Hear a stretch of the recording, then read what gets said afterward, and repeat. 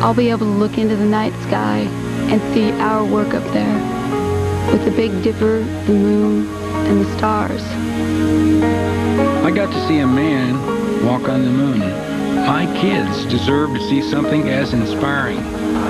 It is huge, like a mountain or a skyscraper, but also huge like the wheel, the atom, penicillin, and electricity.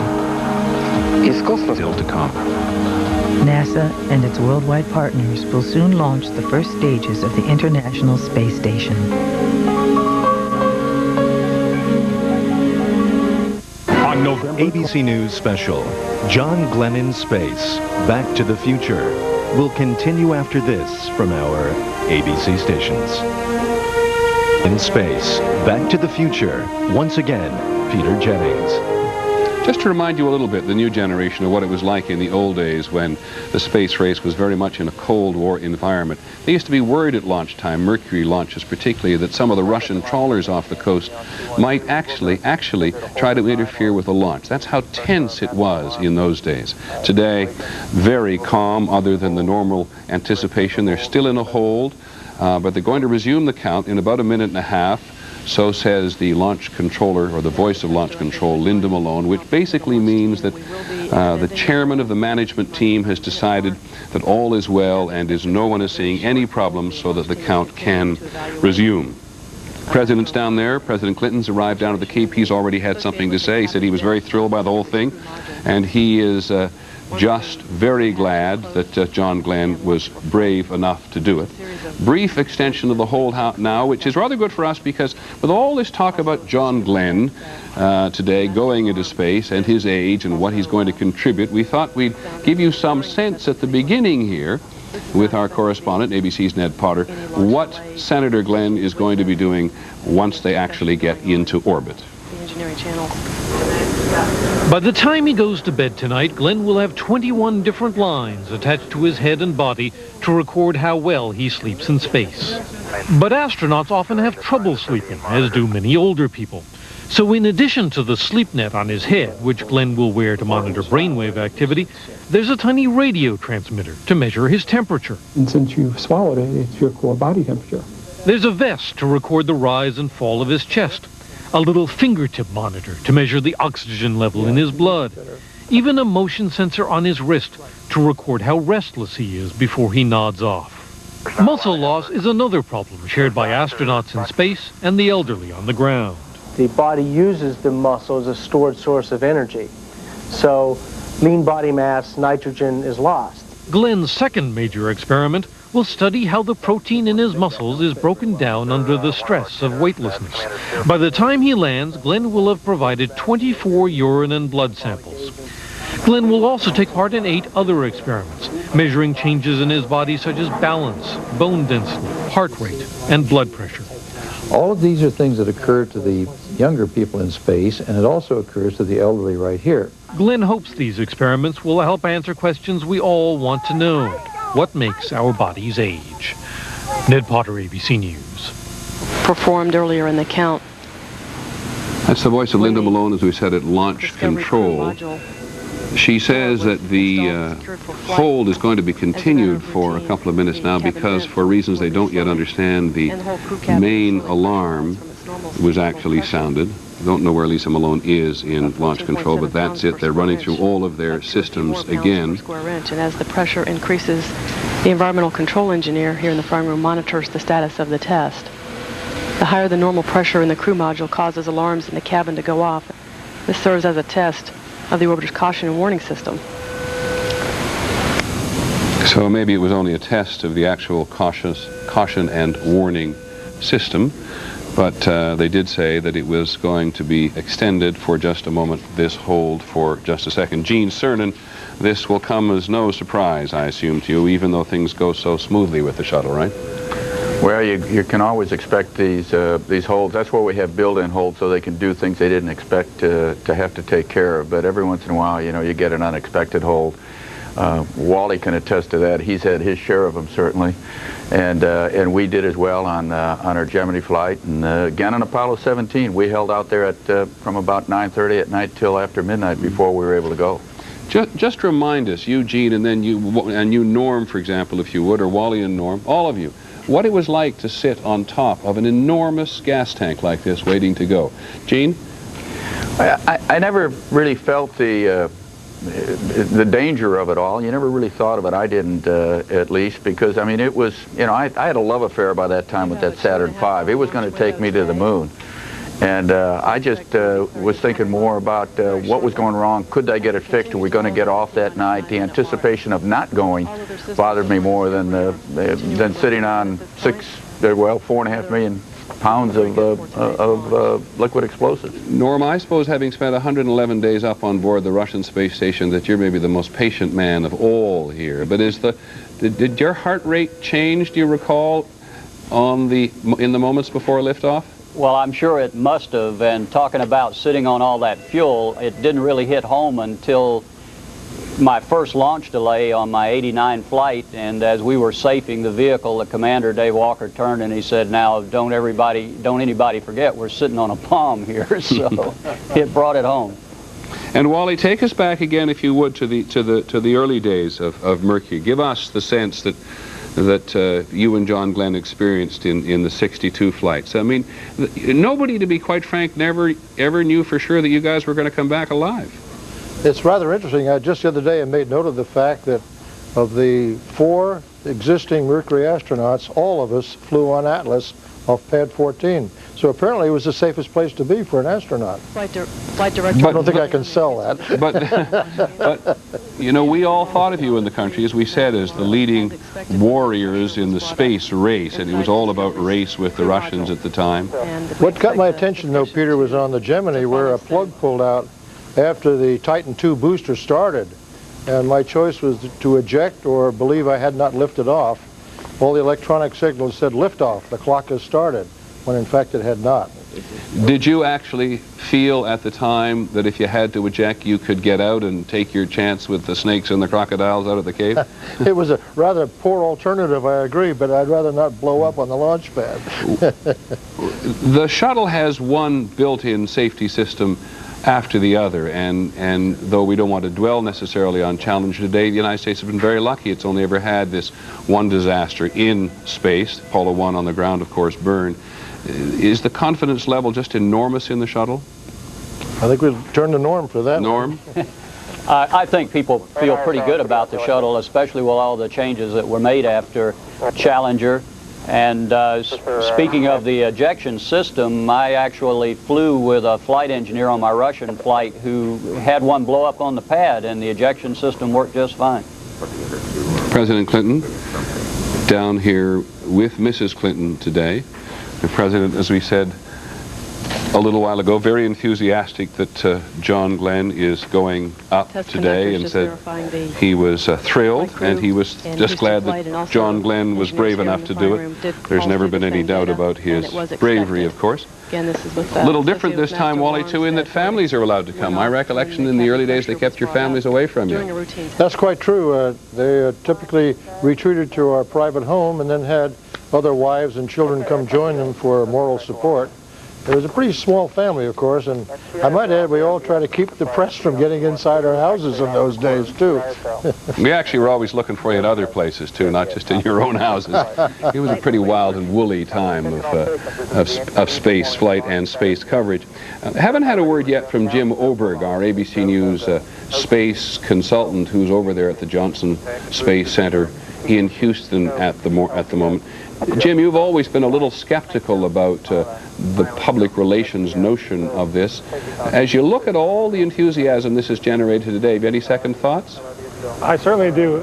Peter, this is a day for celebration, and lots of things to celebrate what got us here. And also we need to celebrate the next 36 years. Look toward the future. What John Glenn is opening and how he opened it, let's not look too closely at it, but he opened the door for older people to be in space. 36 years from now, his age record is going to have been broken many times, both by specialists, by private space travelers. In 10 or 15 or 20 years, most people going into space won't be NASA people on NASA rockets. So we're opening a door here, not just looking backwards, but looking forward. I think that's really worth stressing and worth celebrating. And as we look at STS-95, as she's called, at 39.5 there with the 7-member crew on board. Jim, I'm struck by the notion that there's a very big debate at the moment as to whether or not we should continue with men and women in space or go to a much more mechanical phase. I think we have a balanced program for that. The men and women who go in space are now using their best skills, and this has been argued for many, many years. We have a continuing program. What we're seeing, rather than switching away from men and women to automatic systems, we're seeing a switch on this flight, the end of an era. From Glenn's first flight to his second flight, most American spaceships have flown into space, done their missions, and come back. There have been a few space station flights. Primarily, they are solo flights. The very next shuttle flight after this one is going to start decades-long concentration on space stations, on the International Space Station. Okay. There'll be a few solo flights, but this is a major change, a major shift in the way we do manned spaceflight. This is always one of the most dramatic shots of the shuttle, and we think the count is going to resume in just a moment. They've been topping off the tank. The crew is definitely ready to go, and we would like you to proceed. NTD, pick up the count. I copy that, Launch Director. And CISL, NTD? CISL, up to recorder activation complete? Not yet. Okay, and this no constraint is picking up the hold at 9, is that correct? Negative. Copy that. And attention all stations. Countdown clock will resume momentarily. I think that's the chairman of the mission management team, Don McMonigal, talking to his launch director and giving his 7-member crew on board the word that they're going to resume the count again. They had 3 alarms there, and 3 of them had bad indications. 9 minutes and counting. One of them they actually knew would show bad. They're counting again. About an hour ago, the other 2 were being checked, and now the launch director is all very happy with what, or the way that it's going. Also located here in the firing room. All systems are go for the launch of the Shuttle Discovery. Looking for an on-time liftoff. Looking for an on-time liftoff, says Lisa Malone. Of the 9-minute delay. Member crew, just to remind you again, in there with John Glenn, Curtis Brown is actually the shuttle commander. He's been on 4 previous missions. Steve Lindsay is the pilot. He's on his 2nd shuttle mission. Steve Robinson is one of the mission specialists. He's on his 2nd mission. This is this moment when you get the quite unusual feeling of extraordinary power and thrust that is going to be produced. That cap there is just letting off the gaseous oxygen. As we said, there are 2 overseas representatives on board today. Pedro Duque, who's a mission specialist from Spain, member of the European Space Agency Astronaut Corps, and Chiaki Mukai. She was the first Japanese woman to fly in space. She's on her 2nd mission, and of course, John Glenn, who you will hear in time identify himself as PS2, Payload Specialist Number 2. T-minus 6 minutes and counting. As we get a final glimpse of the cockpit where the 7 astronauts await the launch of STS-95. Next important moment we should be looking for at T-minus 6 here is the auxiliary power units to pre-start. T-minus 7 minutes and counting. And in about a minute you'll hear pilot Steve Lindsay confirm that they are up and running. These units provide hydraulic power to the orbiter.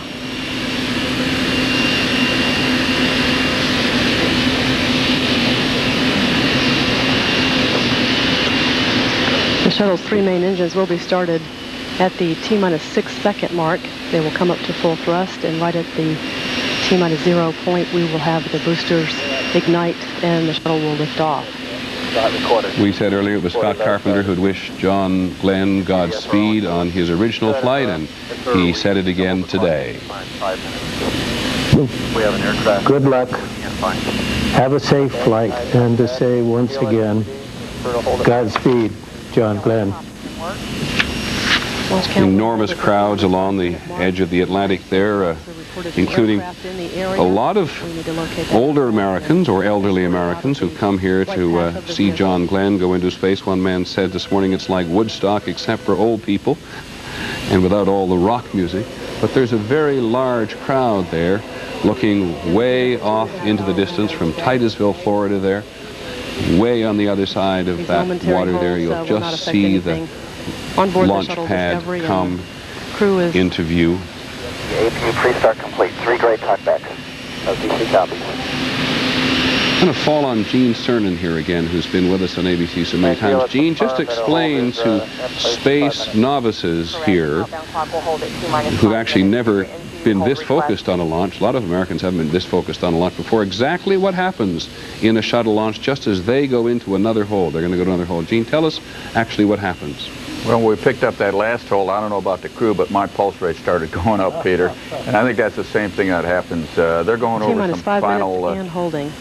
5 minutes and holding right now, and they go into some final checks. They're probably looking over at each other, saying a few words of encouragement to each other. I'm going to ask, Gene, hang on, ask our controller to take Lisa Malone down a bit because I'm having a hard time hearing you and her. Go ahead, Gene. What happens exactly on the launch? What should we be looking for right in the screen there? Well, we're not going to see a great deal. We may, well, the white room was pulled away. You'll see the swing arms move back just before launch. As Lisa said, just about 6 seconds before T0, the main engines will start.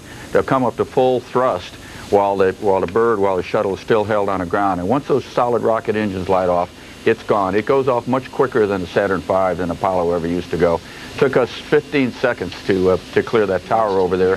The shuttle probably passed it in 2 or 3 seconds. One of the reasons that hold is occurring, maybe the prime reason is there is an errant airplane in the area and it is being escorted out. Maybe a tourist, who knows, maybe a news crew, but somebody in the area, and they take safety so incredibly seriously.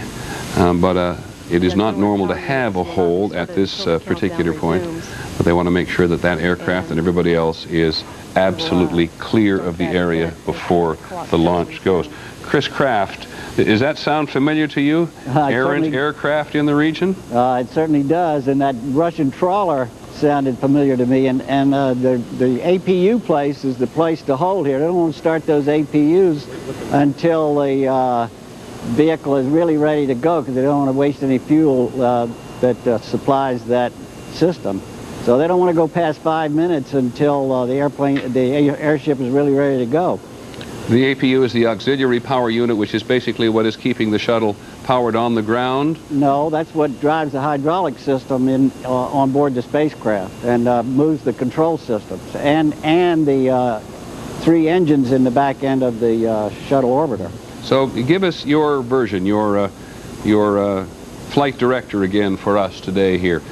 Tell us what you're doing in this hold, for example. Well, you're just holding your breath right now and hoping nothing goes awry in any of the other systems. You also don't want anything to go wrong with the range, which back in my day was a very important aspect of what's going on here. So you never want to hold at this point unless you have to. The closer you get to the T0, you want to go. Do you basically, everything has to be stopped at this moment? Is that the danger? Is that when you stop one thing, you stop everything else? That's exactly right. And everything is just sitting there cooking, and you don't want to stay there too long. They are waiting now to hear from the downrange director about the plane, to confirm that that aircraft is out of the area. He will hear from the FAA, won't he? CDR, go ahead. As for you and the crew, Kurt, as you've heard, we are on a momentary hold here due to the range, but they're attempting to... Well, here's the ship way off the coast, but... Chris Kraft, tell us again, I just alluded to that story. The Russians used to be offshore in the days when you were shooting Mercury. But it used to really make you nervous, didn't it? It really did. As a matter of fact, we kept the command signal to the bird secret, and we changed the actual command signals right up at the last moment, so they couldn't track that from offshore and measure it and then send an abort command. We were very concerned about it at that time. You actually thought the Russians might interfere with a launch? Well, you got to remember in 1962 there were a lot of things off the coast of Florida, including Russian missiles, so everybody was concerned about that sort of thing at the time. Do you worry at launch time like this about the mental attitude of your of your mission crew, or are they all now so accustomed to being patient? No, they've been through enough simulations. Usually the launch is a pretty peaceful time compared to the simulations that both the flight controllers and the astronauts go through. So they'll be ready. I'm sure they're nervous at this point, though. If they're not, they don't understand the problem. They need to clear the area for the launch, but if they need to return to the launch site after the liftoff is also another element, correct? That certainly is true. And you never want to pull that maneuver off. We've never done that before. You have to get up at a certain altitude. You have to separate from the tank. You have to burn the engine again and point it back to Cape Canaveral and then make a long flight at very high Mach numbers, possibly high Mach numbers. That's a maneuver I hope we never see. But it is, of course, one that they will have trained for. All the time. They go through all kinds of abort simulations, and they're ready to do it, but you never know how that's going to operate. We always worried about the separation of the orbiter from the tank at the apex of that launch. Wally Schirra, you're euphemistically speaking on board today. Are you anxious at this moment about a count being held at this particular time? It's kind of fun to look at Chris and think about it, but I remember in mission control and launch control, we'd do a hand check about this point, and our hands were moist from the sense of nervousness, and we'd all put a hand up and say, mine's wet. But I must tell you, my hands are getting moist again today. And though, oddly enough, on board, and Chris said we were kind of cool and collected, but we very rarely had to have a hand check. It's amazing how many people were praying for us. That's probably what it was. In fact, some of you, I recall, are so utterly relaxed about going off in the mission that some of you used to fall asleep on the bus coming out to the pad. You're not referring to Schirra, are you? And Gordon Cooper fell asleep on the launch pad. How could you be so relaxed on a day like that?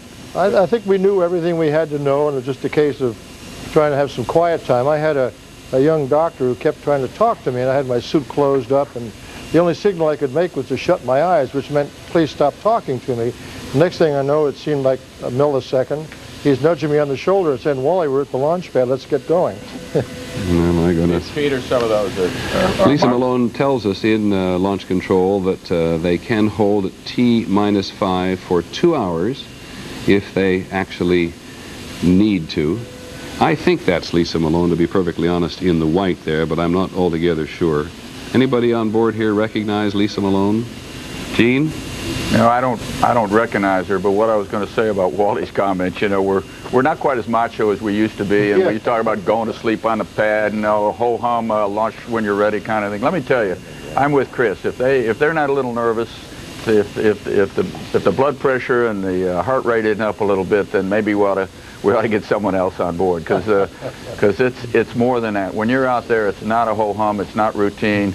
It's one of the greatest challenges you'll ever face in your life, and I guarantee you that, like Wally says, their hands are probably a little moist at this point in time. Actually, Peter, I did go to sleep while on the launch pad for my second mission in 1985. It's very uncomfortable lying on your back in those basically chairs lying on a floor.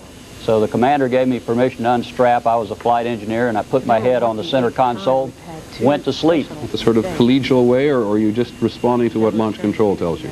The crews talk a lot before the launch, and we are told that that doesn't go anywhere. The onboard conversation remains on board, but in fact, I know some of the things I said before my first launch, people, while on the pad, people told me about later on, meaning that maybe there is somebody in the LCC that's listening in. But you feel relaxed enough or want to keep each other's spirits up or keep everybody else relaxed so you can have a fairly normal conversation, or is it just test and retest? No, it's normal conversation, even joking, but you know, at the appropriate moment you have to get serious and do all of the things that you have to do. It's quiet towards the end, doesn't it? Gets quiet toward the end. Just to remind you that this hold was because there was an aircraft in the area which did not belong there, so launch control wanted to check with the downrange director, because they want no aircraft anywhere in the vicinity when the shuttle lifts off, and they certainly, as Chris Kraft reminded us, do not want any aircraft in the area, lest, under the worst of circumstances, the shuttle had to turn and return to Cape Kennedy.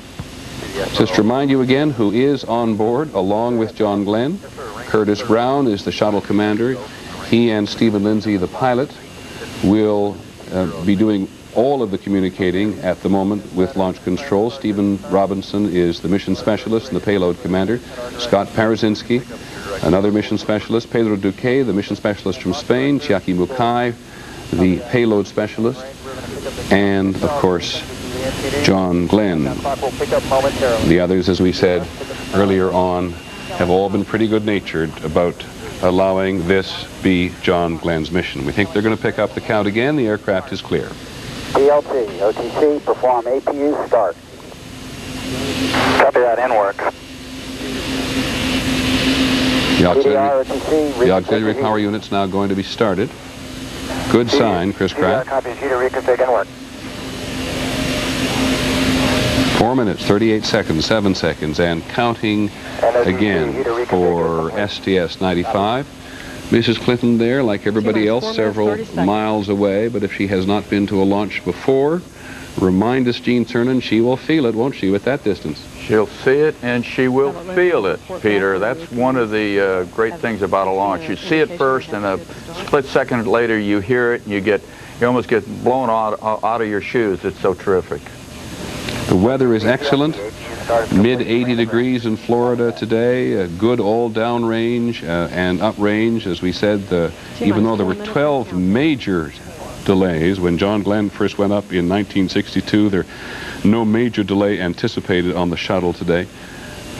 They sit there on the edge of Atlantic now, ready to go. The Space Shuttle Endeavour, in fact, which is going to go off in December, is not too far from here, down at pad 39A. And each of these shuttles is now expected to do 100 missions if NASA and the United States continue to follow the space pattern in this fashion. T-minus 3 minutes, 24 seconds, and counting. All systems are go for launch at this time, just a few minutes away from the 25th voyage of Discovery with a crew of 7. In just a moment, we'll take a look at the top there, and they'll take off that great oxygen ventilating hood. They've been topping up the tank, making sure that it has a full complement of fuel right up until the last moment, and that gaseous oxygen vent hood will be retracted. They do have an opportunity there to hold once again. Chris Kraft, you can hold right up until virtually the last second, can't you? Oh, you can hold. No, you can hold down to the last 18 seconds or so when you go to the automatic mode. But you wouldn't want to go that far. They'll hold at T-minus 30 seconds if they have to get down to any problems there. Once you get that cap off and the APUs are running, you're pretty much going to go. And COC has been TDI, copy, go for launch. There's the gaseous oxygen venting hood being taken off. Big difference today between now and 1962. Read a piece in the paper the other day about Tom O'Malley, who has the ignition button that he pushed when John Glenn went into space, now done by computers. 18 seconds. Range understands hold time of 5 minutes, 18 seconds. At T-minus 31 seconds, they will go into the auto sequence Countdown clock will start. be holding. The Superintendent of Range Operations announcer remove the hold in association with our engine 2 pitch and insert a hold at T-minus 31 seconds due to the range. TLS copies and work. Flight crew OTC, close and lock your visors, initiate O2. And on this, there's going to be another hold built in here at T-minus 31 seconds. Chris Kraft, can you explain?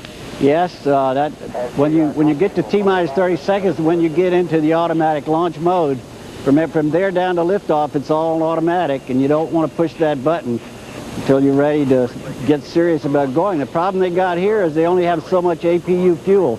You don't want to burn that up. You see, it's the same fuel you have to use when the spacecraft re-enters. So you don't want to use up the fuel in that tank. So they probably got about 5 minutes of hold here. There won't be a hold. They've changed their minds at launch control. All systems are go. Keep right on going. All systems have been reported go for launch of Discovery. Less than 1 minute away now from the historic return of John Glenn to space. At T-minus 31 seconds, the 5 onboard computers are going to assume automatic control of the shuttle And they'll verify with one another, those computers, that everything is okay for launch and flight. CLS's go for auto sequence start. Now watch your countdown clock there at T-minus 16 seconds. And watch millions of gallons of water released to absorb the shock. Just watch it. T-minus 15.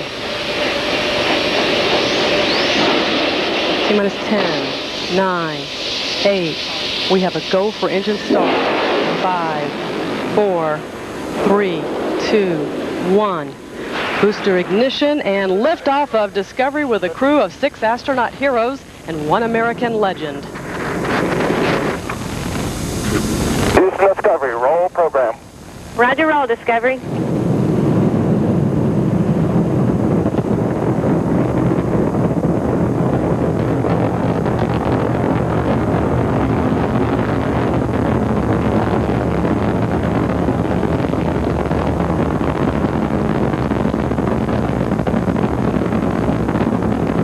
Sound. 6 American heroes and 1 American legend. You can hear that sound for miles and miles around. You can feel it almost through your television set.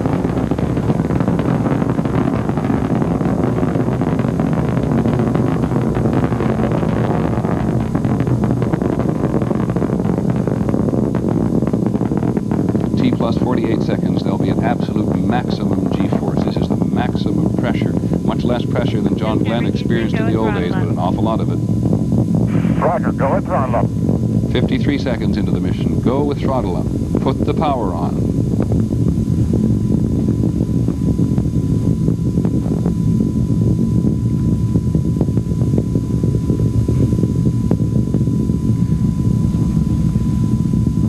If you've seen a launch before like this, you know the next dramatic thing to look for comes at about 1 minute 50 seconds, 2 minutes in, and that's the separation of the solid rocket boosters. That's putting out that astonishing amount of energy at the moment. They'll be finished, they'll be empty, they'll split off, fly off literally, and drop to Earth. We can probably put a countdown clock up.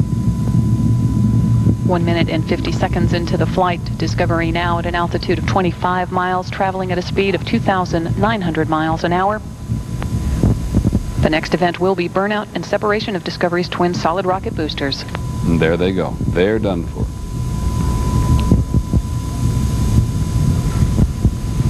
What do you think, Wally Schirra?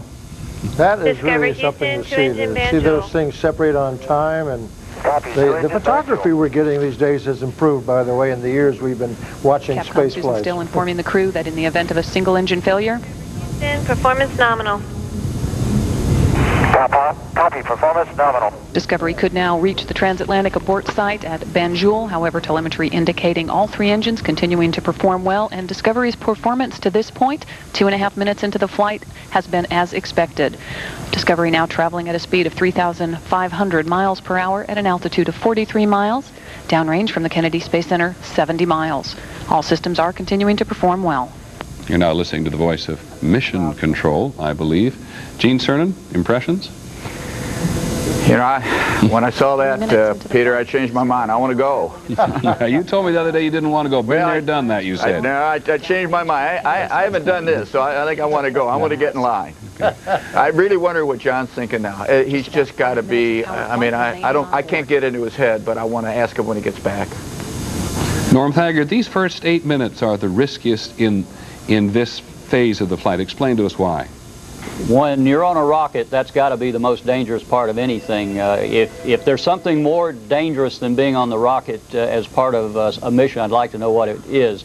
They've already reached a major milestone. Getting rid of the solid rocket boosters means that probability of success, I think, has gone way up. They ought to do fine. Downrange from the Kennedy Space Center, just about That's it, you, Wally, go ahead. The solid rocket was not something I was in favor of. It's the only way we can do it with the shuttle. But the trouble with the solid rocket is you can't turn it off. And so if something goes wrong, you can have a real problem. But once you pass that milestone, as Norm said, you're back to what we call normal rocketry, if there's such a thing. And while we're talking about the general way John Glenn might feel, I haven't talked yet today to our wonderful medical editor, Tim Johnson. Tim, what's happening now? We're under G-force, as you can see here on our downrange and G measurement computer here. How's John Glenn reacting to this? Have you any anticipation?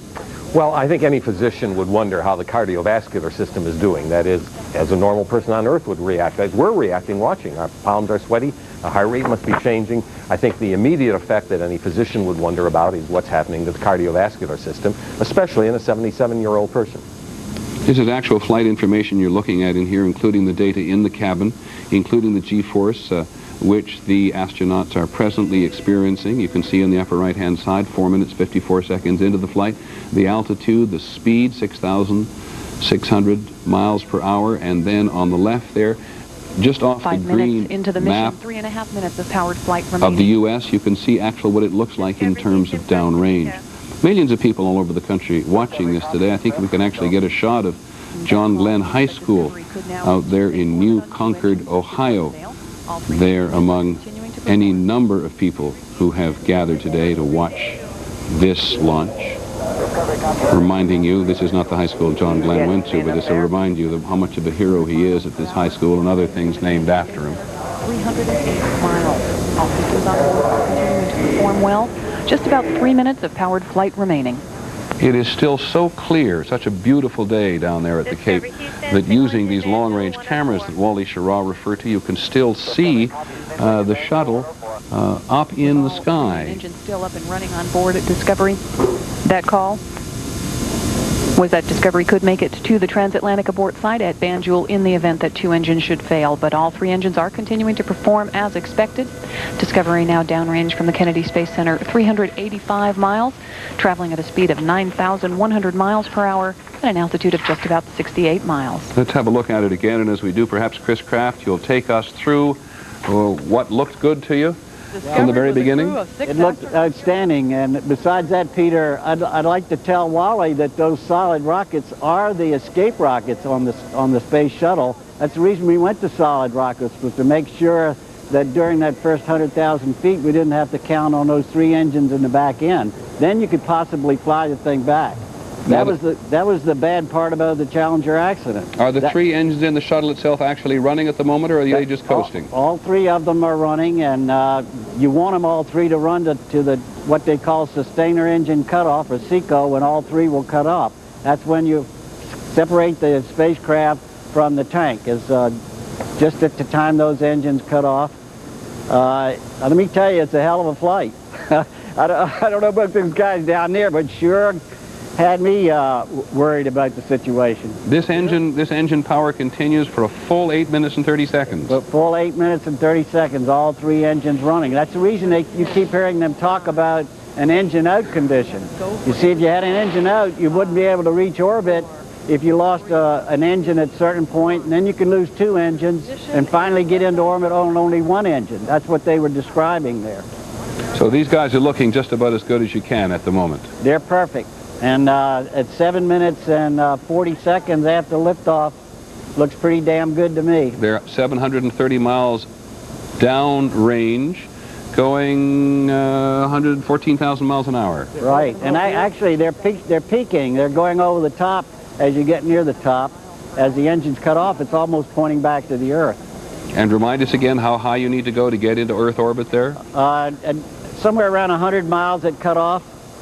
And the velocity at that point will be at orbital speed, and then they'll make a correction when they get over Australia. Norm Thagard, when you actually arrive into orbit like that, does everything suddenly go soft? And it's a very gentle shut-off, but all of a sudden the sound, the vibration stops, although the main engines really are pretty smooth in the first place, like big electric motors.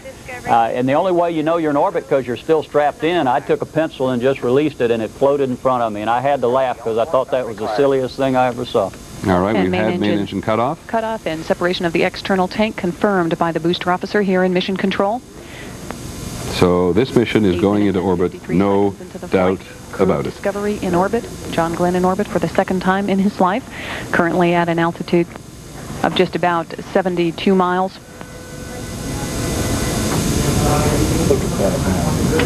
That's the external tank now separating and falling back to Earth. Norm Thagard, I'm sorry I didn't get everything you said then, but the moment you were actually, it's a prior mission, of course, not happening at the moment, as good as the photography is, said Wally Schirra. The moment you're into orbit like that, you then put something up in front of you and it's weightless. That's right. What happens is you're at 3 Gs. That's the max Gs. You pull that for the last minute of powered flight. It's a very oppressive feeling with the launch escape suit on because there's a strap that goes across your chest and makes it a little difficult to breathe for that last minute. And then they cut off. There's no more sound, no vibration, but you still don't really know that you're weightless because you're strapped in. And the way I determined it was just to take a pencil and release it, and it floated in front of me. And I had never seen anything like that before. And explain for the absolute novices just what a G-force is. That is, 1 G is the force of gravity that's pulling you down right this minute. So 3 Gs would be 3 times that force. It's, by way of analogy, it's about the force that you get at the bottom of a roller coaster before it starts back up again. And how long did it take you on board, once in orbit, to appreciate the fact that you can just put your pen or your pad or your coffee up there in front of you and it just sits there? Well, it doesn't take you too long because you see evidence of it everywhere as soon as you start pulling things out of lockers. They all float, and if you're not careful, they float away. But it must be the single most amazing thing about going into space is the weightless factor. Is that a layman's incorrect impression? No, that's true. That and looking out the window and just seeing the Earth from that altitude. I don't think you want to put your coffee in front of you, though, Peter. No, I knew Wally. Why did I know, Wally Schirra, I could count on you to say that? Peter, on Titan, on Gemini, we actually hit, I think, 7 Gs just before cutoff. Yeah. And let me tell you, Norm, you knew you were in zero gravity when that happened. Besides that, a couple of nuts and bolts had come out from behind the seat. Spare junk that floated around. I gave one of the bolts to John Healy. He got a big kick out of that. We're gonna bolt Wally Schirra down for just 1 second. We'll be back right after this to talk to these 3. Somebody called them today American heroes and others. Hope you'll stay with us.